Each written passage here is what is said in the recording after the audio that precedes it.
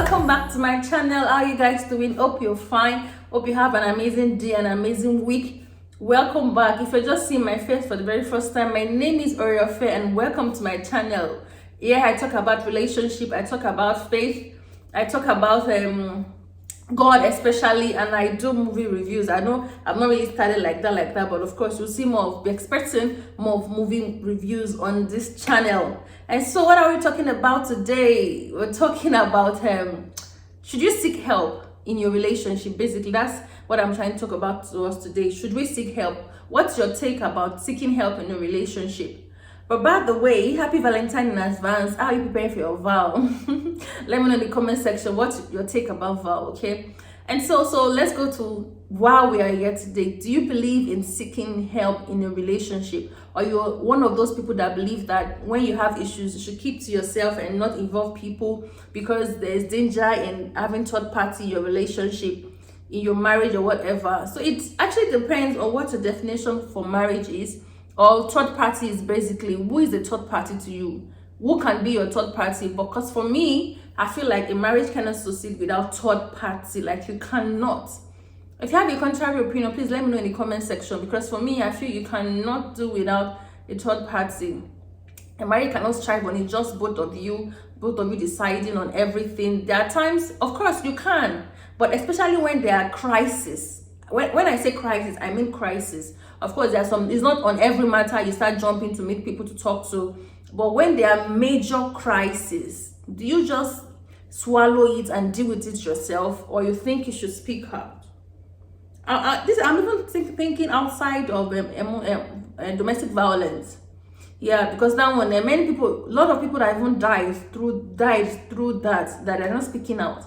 Because of the opinion that whatever go happen in your marriage, keep it to yourself and all. So I don't know if you're also part of those people who have that same feeling. When there are crises, when I mean crisis, you know, there's a difference between quarrel and crisis. Hope you know that. So what do you do? Who do you talk to? Who should you talk to? Or should you never talk to anyone? These and more are the things we'll be discussing in today's video. So just relax and let's dive into this video. Because for me, I'm going to tell you my opinion about that. I don't subscribe to that. I don't think that is true, and I don't think that would help any relationship or any marriage to work or help that marriage to strive on. I don't think that would help. Because, okay, fine, I understand the fact that there are lots of people out there who give wrong advices, you know, lots of wrong advice out there and all. But that does not negate the fact that there are people that you can talk to. So why do we have therapists? Why do we have counselors? Why do we have people that we can talk to? Why? What's their job?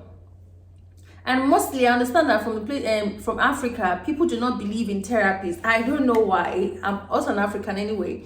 People do not believe in therapies. They believe that spending your money on marriage counseling is a waste of time, is a waste of money, and all that. And some people be like, what is the assurance that even that marriage counselor is not going through worse in their marriage, this and that? So everybody has issues, so just keep your issues to yourself and all that.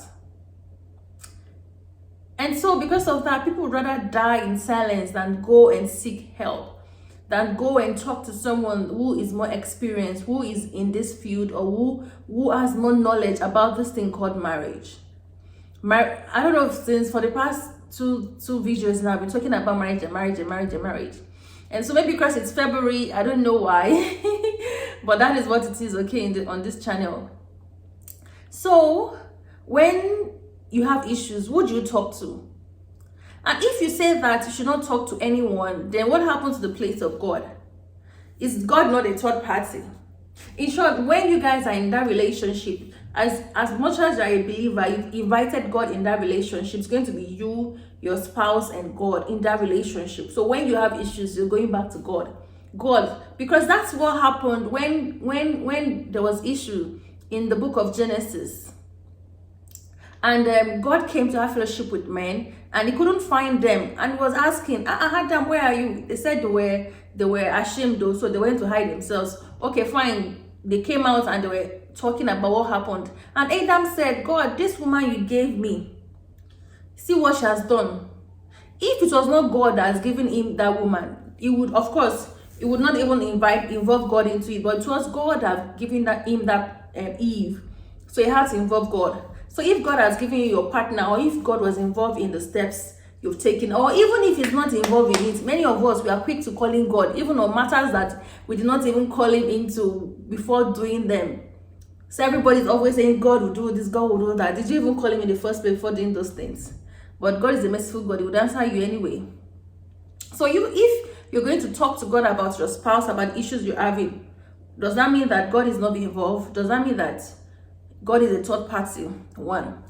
Then secondly, when you have issues, because issues are bound to happen, when you have issues, who do you talk to?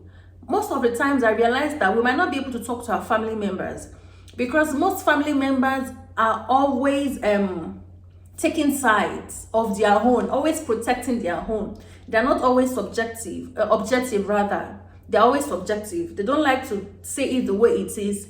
They just try to protect their own. If the girl is their own, they'll protect. If the man is their own, they protect. So I think the family members might not be in the right position to accept, in some rare cases, if those family members are already proving their worth, and you've seen in them that these people, they are more knowledgeable on this issue of marriage. You've seen the way their homes are like and all that, and you know that these people would be able to treat this issue the way it is supposed to be treated.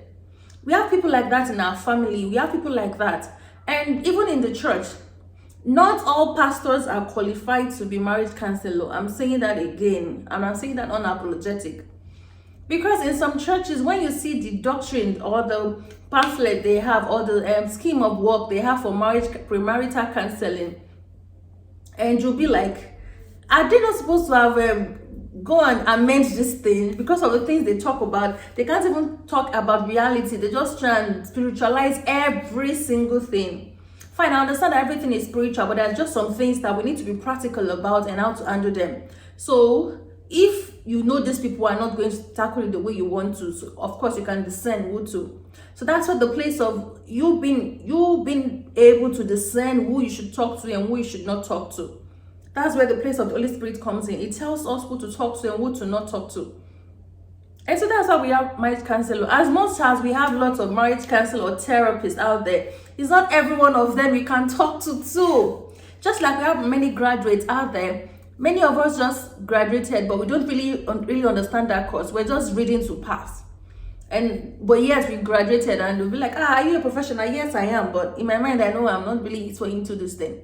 Or I don't even really practice what we've taught in school. Sure, you get. So which means that it's not every marriage counselor too that is worthy. That's where the place of discerning comes. See, the place of discerning in looking out for who to talk to is important. And you can also overrule the fact that you need someone to talk to. Many times we just need someone to pour our heart to.